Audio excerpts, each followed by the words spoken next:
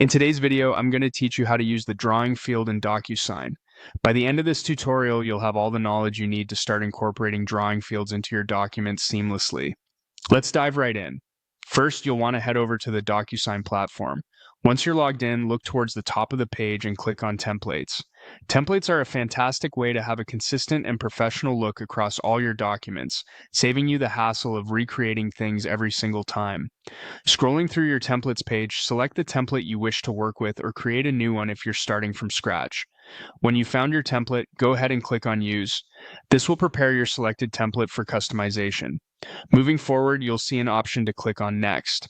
Make sure to click this so you can proceed to the area where you'll be adding fields to your document.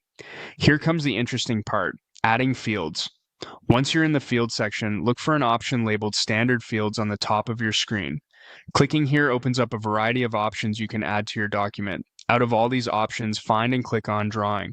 The Drawing field is an excellent tool for allowing recipients to add handwritten annotations or signatures directly onto your document.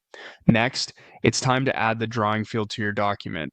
You can drag and place it wherever you need it to go, whether that's at the bottom of a page for signatures or elsewhere for notes or annotations.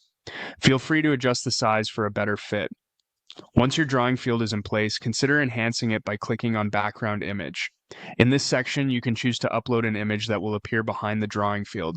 This might be particularly useful if you want specific guidance or context shown behind where recipients are adding their annotations. When you've gotten your background image set up, you might want to allow additional flexibility by enabling users to upload their own images as well. Simply click on Allow Upload, giving your document's recipients the ability to insert images directly. Lastly, you'll need to initiate the sending process. You can click on Send if you're ready for your document to be reviewed and completed by its recipients. Alternatively, if you want to save your progress and come back later, you can click on Save and Close. This will store everything you've done so far, ensuring you can pick up right where you left off when you're ready. And that's it. You've successfully added a drawing field to your document in DocuSign. Remember, the more you explore and experiment with these features, the more proficient you'll become. Thanks for watching, and don't forget to like and subscribe for more tutorials like this one.